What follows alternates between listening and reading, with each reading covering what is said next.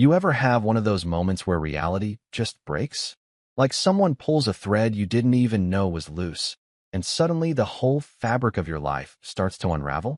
Yeah, that was me. 3 weeks ago, sitting in the backyard with my grandpa on a quiet Sunday afternoon, nursing a warm can of Coke, and trying to pretend like everything in our family wasn't slowly rotting from the inside out. My name's Dylan. I'm 23. Grew up in a pretty average suburban family. Mom, dad, older brother, the usual.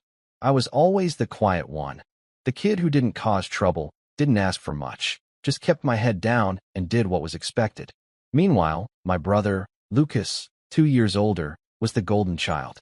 He could do no wrong. Straight A's, even when I knew he cheated. Team captain, charming smile that got him out of every mess he made. Everyone loved Lucas. Teachers, neighbors, my own parents, especially my mom. She doted on him like he was made of gold and acted like I was just the spare. It wasn't always like that, though. When we were little, we were close.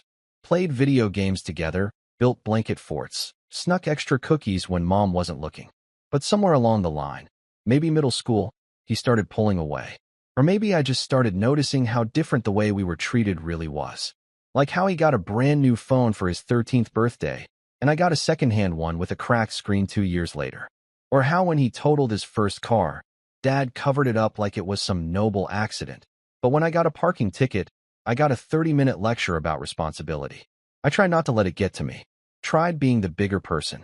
I figured life had a way of balancing itself out eventually. But man, life has a sick sense of humor. Back to that Sunday afternoon. We were at my grandparents' house, celebrating Grandpa's 75th birthday. They live about an hour away in a quiet little neighborhood where everyone waves at each other and still bakes pies for newcomers. Grandpa had just grilled up some burgers, and everyone was gathered outside, laughing, drinking, catching up. The sun was dipping low, casting everything in that warm golden light that makes you feel nostalgic even for moments you're still living in.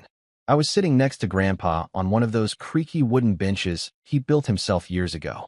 We were watching my little cousins run around with sparklers, and for a moment, it felt peaceful, like maybe our family still had some good left in it. Then Grandpa turned to me with this soft smile and said, "So, how's the Mercedes running?" I blinked. "The what?" "The Mercedes," he repeated, nodding toward the driveway. "The one we gave you. Haven't seen it around lately." And just like that, my stomach dropped. Because I didn't own a Mercedes. Lucas did. He'd rolled up to the party in it, all smug and polished like he was auditioning for a car commercial. I remember because my dad made a whole scene about how sharp it looked and how Lucas always has the nicest taste. I hadn't thought much of it at the time. Just assumed he'd bought it with that new job he kept bragging about. But now Grandpa was saying they gave it to me. I forced a laugh, confused. "Wait, you gave me that car?" Grandpa looked at me like I'd just asked if the sky was blue. "Of course. Last Christmas. We wanted you to have something reliable for work. Lucas came to pick it up for you. Said you were tied up with finals or something." And that's when everything clicked. Lucas. Lucas had told Grandpa I couldn't make it. Took the car. Never said a word to me. Acted like he'd bought it himself. And somehow, everyone had just gone along with it. My breath caught in my throat. I felt this weird rush of heat under my skin, like my body knew I was angry before my brain could process it. I stared at the driveway where the Mercedes gleamed in the last bit of sunlight, and then back at Grandpa. He was still watching me, but the smile was gone now. His brow furrowed just slightly, like a switch had flipped behind his eyes. "Dylan, you didn't know?" I shook my head slowly, not trusting myself to speak. Grandpa went quiet. Really quiet. The kind of quiet that makes your skin crawl. His jaw clenched just slightly, and I could see the muscles in his neck tighten. He didn't say anything else, just looked out toward the rest of the family like he was replaying the last few months in his head. That's when I heard the laughter. Lucas, across the yard, laughing with my mom and dad, holding court like he always did. Wearing a watch I was pretty sure belonged to my dad, but looked new on his wrist. And something inside me snapped. I didn't make a scene, not yet. I just sat there, nodding at Grandpa like everything was fine, even though my thoughts were anything but. Because in that moment, I realized something I probably should have seen years ago. This wasn't the first time Lucas had stolen something from me. It was just the first time someone else had finally noticed. And I had a feeling this was only the beginning. I didn't sleep much that night. Even after I got back home and curled up in my tiny apartment, lights off, phone silenced, my mind was still spinning.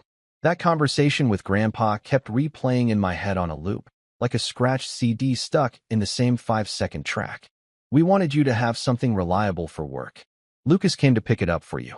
I kept picturing that moment, his face when he realized I had no idea about the car, the silence that followed, the look in his eyes, like something inside him cracked, just a little. I wish I could say it shocked me, but truthfully, it didn't. It just hurt, because it made one thing clear. My brother had been lying for years, and no one ever questioned it. I didn't confront him that night. I didn't blow up his phone or show up at his door demanding answers. That would have been too easy. And I knew Lucas. He was a master manipulator, always 5 steps ahead in every conversation, always armed with just enough charm and fake vulnerability to twist things in his favor. No, I needed to watch, to listen, to understand just how deep this rabbit hole went. So I started paying attention. The first thing I did was pull up my texts with Lucas from last Christmas. I scrolled all the way back, searching for any mention of a car. Nothing. In fact, he hadn't even replied to my Merry Christmas text until 2 days later. Said he was crazy busy and would call soon. That call never came. Then I looked at the photos he'd posted on Instagram from January. There it was. The same silver Mercedes. Caption: work hard, reward yourself.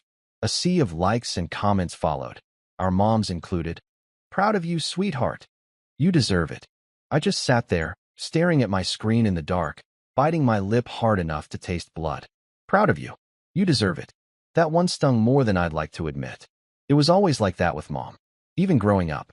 If I got an A, Lucas got an amazing and a celebratory dinner. I got a pat on the back. If Lucas forgot to take out the trash, she'd do it for him. If I forgot, it was, why are you so irresponsible? I used to think I was just being sensitive, that maybe I was the forgettable one. But now, I wasn't so sure anymore. A week passed after Grandpa's party. I kept things quiet, played along, kept showing up to family dinners, smiling when I needed to, nodding along when Lucas went on one of his humble brag rants. Like last Sunday, when he went on and on about his new investment app and how he was considering flipping properties soon. Mom clapped like he'd just discovered gravity. Dad muttered something about how proud he was of Lucas's work ethic. I just stared at my plate, wondering how long they'd let him float on borrowed lies. Then came the incident. 2 Fridays ago. I was wrapping up a long shift, nothing glamorous, just a temp position at a logistics firm. Data entry. Soul-sucking stuff, but it paid the bills while I figured things out. I got home, took off my shoes, cracked open a soda, and then my phone buzzed. It was a message from Grandpa. Hey, Dylan. Got your thank you card. Really meant a lot. Hope you're enjoying the car. I blinked. What thank you card? I hadn't sent one. I texted back casually, heart thudding. Hey, actually, what card was that? Been meaning to send one, but haven't gotten to it yet, lol. He replied almost immediately. Lucas dropped one off last week. Said you wanted us to have something handwritten. Very thoughtful. I stared at the screen. My ears were ringing. Lucas had written a fake thank you card in my name for a car I never even received. I couldn't breathe for a second. I didn't want to believe it. I really didn't. But something told me this wasn't a misunderstanding. Not this time. This was intentional, deliberate. He was fabricating stories to cover his tracks, again, and now he was writing in my voice. That was the moment it stopped being about the car. That was the moment I realized I didn't know my brother anymore. I sat on my couch, fists clenched, and just let the silence press in. The betrayal, the years of quiet favoritism, the overlooked moments, they all came flooding back. The Christmas when Lucas lost the money Grandma gave me and promised to get it back. I never saw it. The summer vacation where he swore Mom had only booked a hotel room for 3, not 4. I slept on the floor. The birthday he forgot to invite me to his party, my friends were there.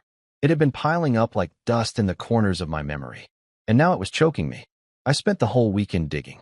Pulled out old group photos, scrolled through texts, called my cousin Jeremy, one of the few people in the family who didn't worship the ground Lucas walked on.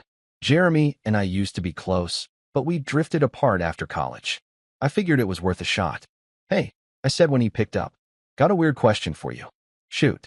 Do you remember the Mercedes? The one Lucas drives? Yeah. Grandpa said it was a gift to help him with work, right? I hesitated. He said, he gave it to me. There was a long pause on the other end. You're joking. I wish I was. Jeremy exhaled sharply. Man, I knew something was off. He showed up with that car and said he saved up for it. Grandpa even looked surprised at the time. I figured he just changed his mind. Nope. He never told me. Took the car, wrote a fake thank you card, and let them believe I was just grateful. Holy, he stopped himself. Dylan, this is messed up.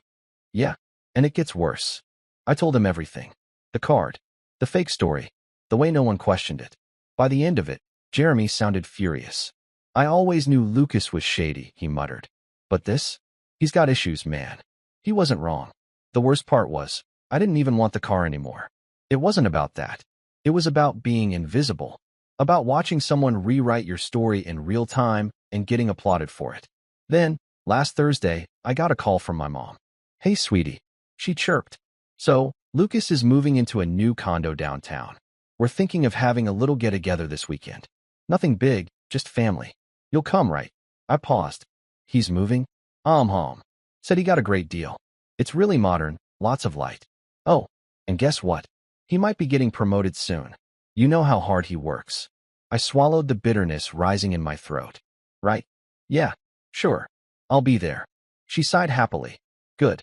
I told him you'd be so proud of him. Proud. That word again. By the time Saturday rolled around, I had made up my mind. I was done being quiet.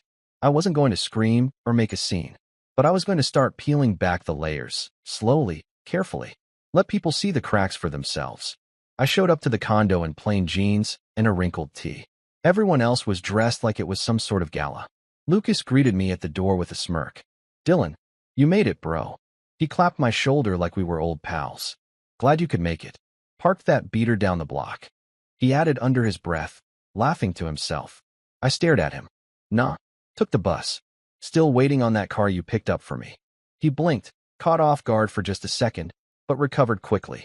Right, he chuckled. That old thing? Yeah, man, I told you it wasn't your style. I didn't respond. Just stepped inside. The condo was nice. Too nice. Marble counters, smart lighting, floor-to-ceiling windows. It didn't scream entry-level salary. It screamed helped along the way. As I walked through the crowd, I overheard Lucas regaling our aunt with a story about how he saved up for the Mercedes by flipping old tech online. The lie rolled off his tongue so easily, I almost admired it. Almost. Then I saw Grandpa in the corner, quiet, sipping ginger ale. Watching Lucas with the same quiet calculation I'd seen in his eyes that day in the backyard. He looked at me. I nodded once. He nodded back. And that's when I knew. He remembered everything. I didn't need to yell. I didn't need to expose Lucas in front of everyone. Not yet. The truth had already started seeping out. And soon, it wouldn't be just me who saw him clearly. It would be everyone. But I wasn't prepared for how fast that moment would come or how public it would be. That night at Lucas's condo was the last time I ever saw him as invincible. It wasn't dramatic. No explosive arguments or shattered glass.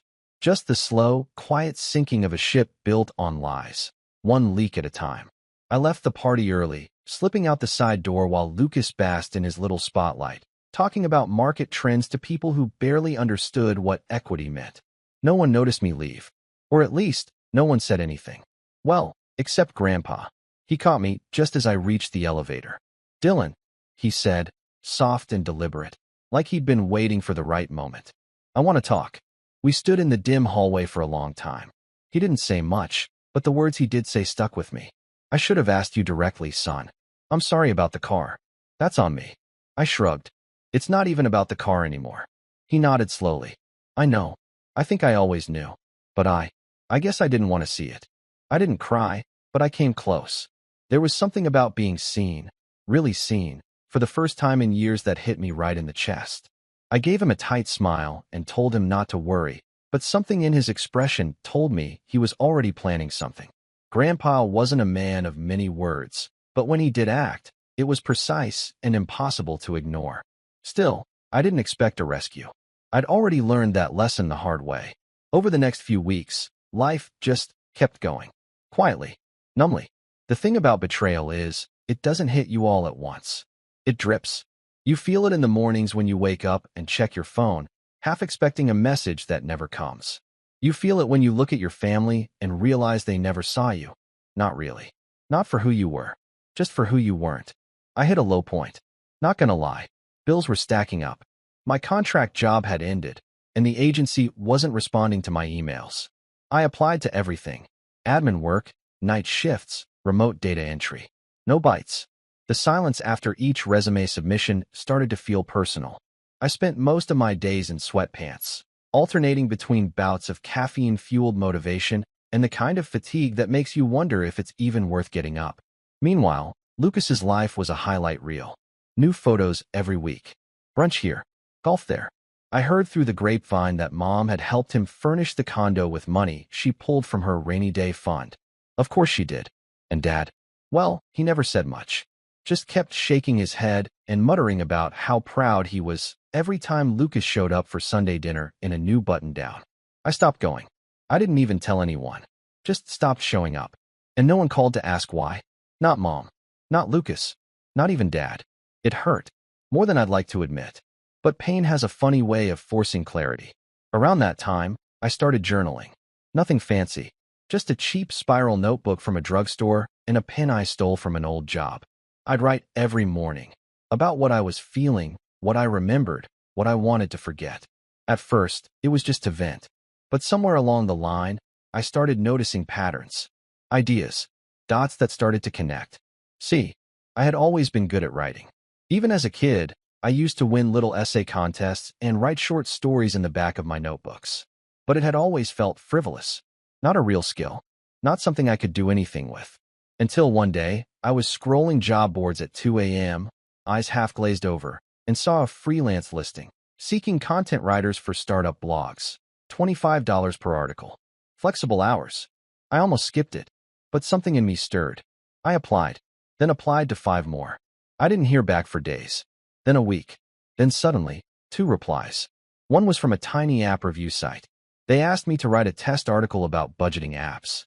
I stayed up all night working on it, double-checking every sentence, making sure it didn't sound robotic. I hit send, and the next day they emailed back. We loved your tone. Can we offer you 5 articles a week? It wasn't much. $125 total. But it was something. And more importantly, it was mine. That tiny job led to another. Then another. By month 2, I was making $800 a month.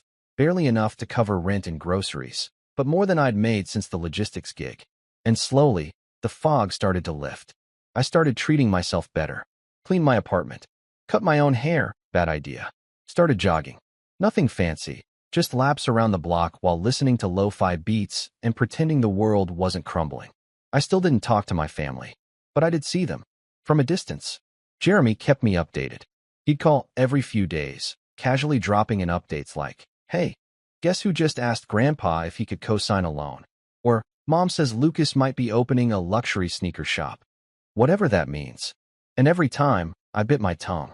Because part of me wanted to scream, "Do you guys not see it yet?" But another part, the smarter part, knew it wasn't my job to convince anyone. That's the thing about building something on your own. The confidence that comes with it doesn't need to be shouted. It just is. 3 months into my freelance grind, something weird happened. A client, bigger one, from a startup blog about productivity, asked if I'd consider ghostwriting an ebook for them.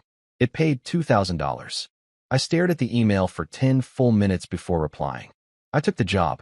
I worked on it for 2 straight weeks, drinking way too much coffee and sleeping on the couch. When I turned it in, the client replied within an hour. "Best thing we've ever published. We're sending a bonus." I sat there staring at that message, this stupid smile creeping onto my face, and for the first time in a long time, I felt proud. Of myself. No borrowed spotlight. No fake stories. Just me. Then came the letter. It arrived in a plain white envelope. No return address. Just my name, scrawled in neat cursive. Inside was a check. $10,000. And a note. "This was meant for you. We're making things right." Gee, I didn't have to guess who sent it. I called Grandpa the next day. "You didn't have to do that," I said quietly. "I know," he replied. "But I wanted to. And I should have done it a long time ago." We didn't talk long. We didn't need to. There was something in his voice, a kind of quiet resolve, that told me he wasn't just sending checks. He was making moves. That weekend, Jeremy invited me over for beers and cards. Just us. Halfway through the night, he leaned back in his chair and said, "By the way, you might want to keep your head down for a while." "Why?" He smirked. "Lucas's little house of cards is starting to wobble." Apparently, Grandpa had started asking questions. Big ones. About where Lucas got the money for the condo. About the Mercedes. About the investments. About why certain things didn't add up. And Lucas? He panicked. Tried to backpedal. Claimed Grandpa was misremembering things. Said I was trying to stir up drama. Even tried to guilt Grandpa by saying he was under too much stress. But it didn't work. Because this time, someone was finally listening. And that's when I realized I didn't need to fight. All I had to do was stand still long enough for the truth to catch up. And it was catching up fast. Still, I wasn't ready for what came next. Because just as I was finding my footing, just as the tide was starting to turn, Lucas made a move so selfish, so underhanded, it knocked the wind out of me. And this time, it was personal. It started with a phone call. Not from Lucas. Not from my mom or dad. This time, it was from my landlord. "Hey Dylan," he said, voice tight with awkward concern. "I hate to bug you, man, but I just wanted to confirm something real quick. You planning on moving out?" I was sitting at my desk, halfway through editing an article about minimalist budgeting tips. My first thought was, what? I hadn't even mentioned moving. I barely left my apartment except to jog or buy groceries. I pressed the phone harder to my ear. "No? What?" There was a pause, then a slow, cautious answer. "Okay, weird. I only asked 'cause someone dropped by this morning, said they were your brother, and asked about breaking your lease early. Said you were heading overseas for work and might have forgotten to tell me." I sat up so fast my chair creaked. My heart started pounding. Did he give a name? "Lucas. Tall guy. Said he was helping with logistics. Seemed legit, but I figured I should double-check with you first." I thanked him, reassured him I wasn't going anywhere, and hung up, my fingers suddenly ice cold. Lucas had actually tried to end my lease, and he didn't even bother to tell me. I stared at the wall for a full minute, stunned into silence. I wasn't sure whether to laugh or scream. He'd gone from stealing a car behind my back to now trying to erase my housing. What next? Faking my resume to ruin job leads? It felt like some kind of sick game. Like every time I started to stand on my own, Lucas would swoop in, claws out, and try to rip it all down. But this time, he made a mistake. He left fingerprints. And something in me clicked. I wasn't going to play defense anymore. He wanted to play games? Fine. But I was done playing by his rules. The next day, I started putting things in motion. Not loud moves. Quiet ones. Intentional.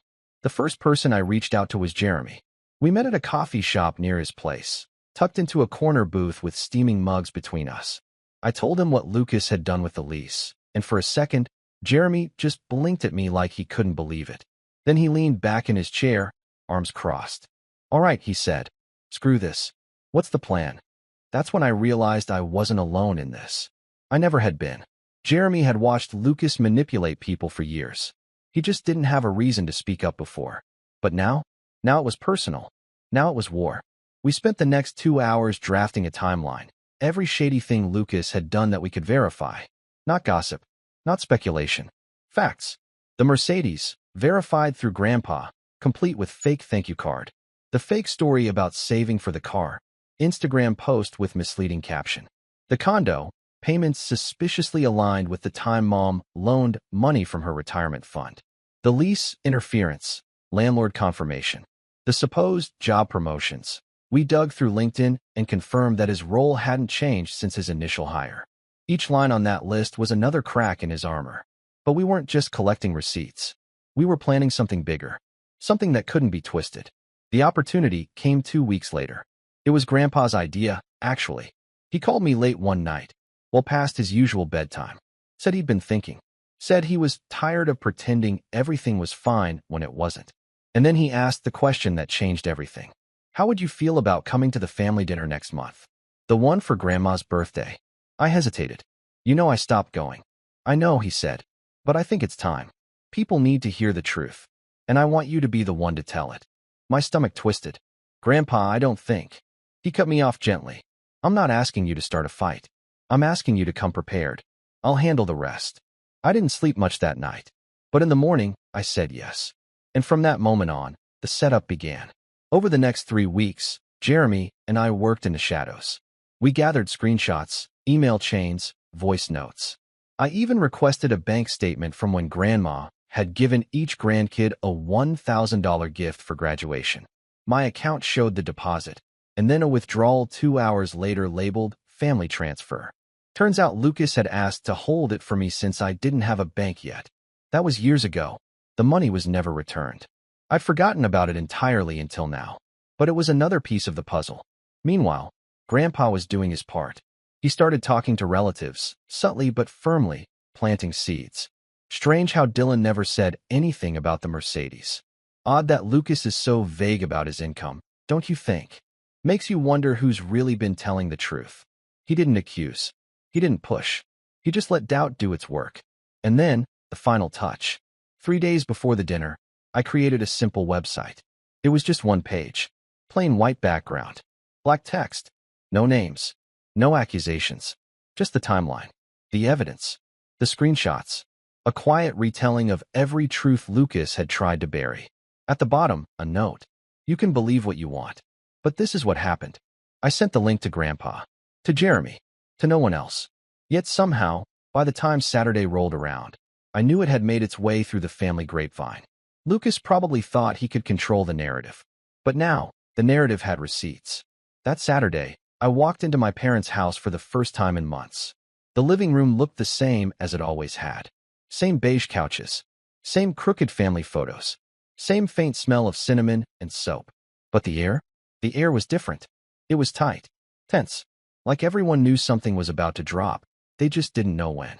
I spotted Lucas by the fireplace, charming as ever, laughing with Aunt Maggie and swirling a glass of red wine like he'd been born for it. When he saw me, his smile twitched. Well, he said, stepping forward. Look who finally showed. Hey, I replied simply.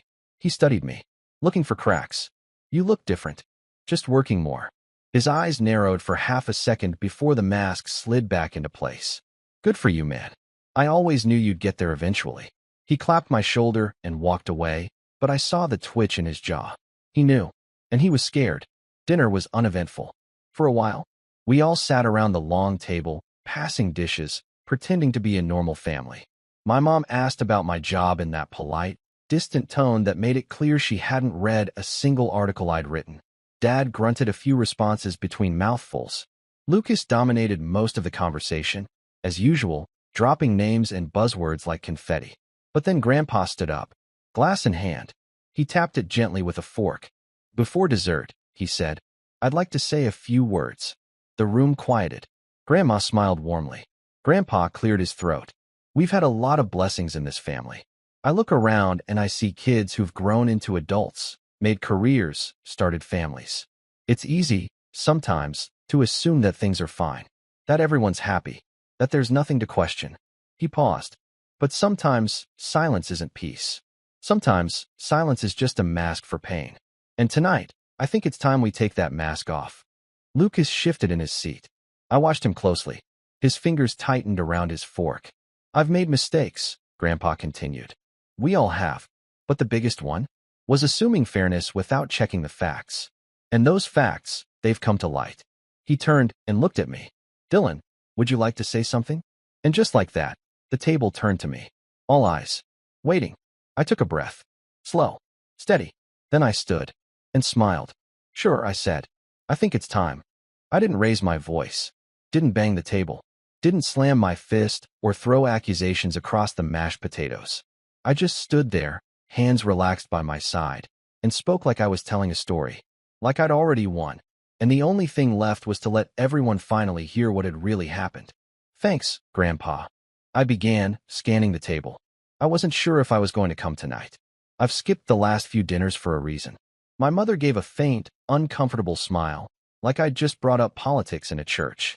But then something changed. I continued. I realized staying silent only helped the people who already had the mic. So, I figured, why not take a turn? Lucas's face hadn't moved, but his hand was clenched so tightly around his wine glass, I thought it might crack. I reached into my jacket and pulled out a printed sheet of paper. Some of you probably saw this already, I said, holding it up. And if you haven't, don't worry. You will. Jeremy nodded faintly across the table. Grandpa sat still as stone, watching Lucas like a hawk. This is a timeline, I explained, of things that have happened in the last few years. Things some of you might not have noticed, because you were trusting what you were told. Things I didn't even know about, because someone else was writing the story. I turned to Lucas. Like how you told Grandpa I couldn't pick up the Mercedes he gave me, and then took it for yourself. My mother blinked. Lucas scoffed. Okay, wow, we're really doing this here. Or, I continued, how you wrote a thank you card in my name and gave it to him like I had sent it. Forged my handwriting. Didn't even tell me the car existed. Dad frowned. Wait, what? Lucas looked around, trying to laugh it off. I don't know what he's talking about. That car was meant for me. Dylan didn't even need it. No, Grandpa said, voice like gravel. It wasn't. Lucas opened his mouth. Closed it. I wasn't done. Or how you told my landlord I was moving out. Tried to break my lease behind my back. Told him I was leaving the country. What? Jeremy said aloud. Several heads snapped toward Lucas. I have the voicemail, I said. Want to hear it? Lucas looked like he'd swallowed a thumbtack. I was trying to help. No, I cut him off. You were trying to sabotage me. Just like you did when you kept Grandma's graduation money and told me you'd hold it for me. Just like you did when you lied about me not having a bank account. Or when you told Mom there wasn't enough room on that trip and I had to sleep on the floor. My voice wasn't angry, just steady, like I'd rehearsed this. Because I had. For years. You've been rewriting who I am to this family since we were teenagers, I said, locking eyes with him. And you got away with it because no one stopped to ask if it made sense. Because people believed what they wanted to believe. I turned to the table again, but I'm done letting him speak for me. For a moment, the room was silent. Then Grandpa stood up. I checked everything, he said. I talked to the landlord. I talked to Dylan's old bank. I checked the car records. It's all true. Every word.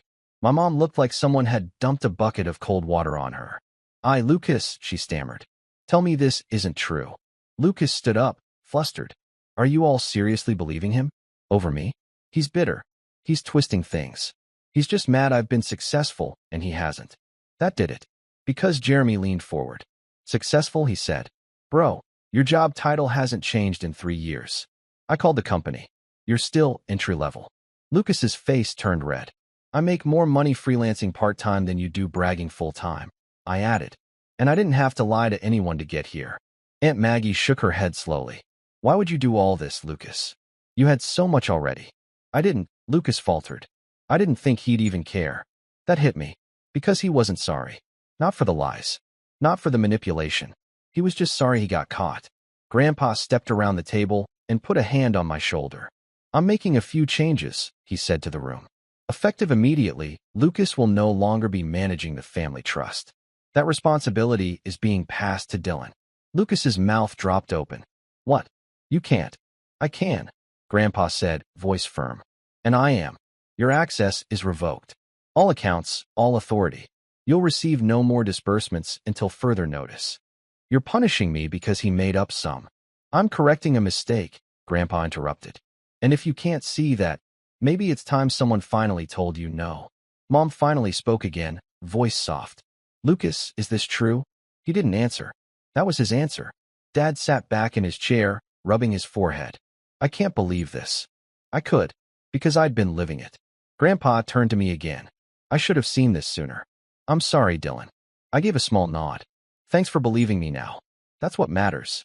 Lucas stormed out. Didn't wait for dessert. Didn't look back. The fallout came fast. Within a week, the rest of the family knew everything. Word got around. Screenshots circulated. Calls were made. Lucas tried to spin it, claimed it was all a misunderstanding, that I was playing the victim, but no one was buying it anymore. Not after the lease stunt. Not after the bank records. He went radio silent. His Instagram went dark. Rumor had it he moved in with a friend and was reevaluating things. That his job had quietly let him go after internal complaints about performance. That Mom and Dad had stopped returning his calls. I didn't rejoice in his downfall. Not really. But I won't lie. It felt good to finally breathe. To not be the shadow in the background anymore. To be seen. To be believed. A few weeks later, I got a package in the mail. No return address. Inside was a key. And a note. She's in the garage. Where she always should have been. Gee. I took a cab out to Grandpa's place. There it was. The silver Mercedes. Cleaned. Serviced. Full tank of gas. I ran my hand along the hood, heart heavy and full at the same time. I didn't even care about the car anymore. Not really. But it meant something. It meant that, for once, the right person got what they deserved. And the wrong person didn't. I still freelance. Still write every morning. My little site has grown into something stable. Clients keep coming. The money's good. But more than that, it's mine. I don't go to every family dinner. But when I do, no one forgets I'm there. And Lucas? He doesn't come anymore. But that's not my story to tell. This one's mine. And for the first time in a long time. I'm proud of it. Because sometimes revenge isn't loud. Sometimes it's just the truth, spoken calmly, with the receipts to back it up. And the silence that follows? That's the sound of everything falling into place.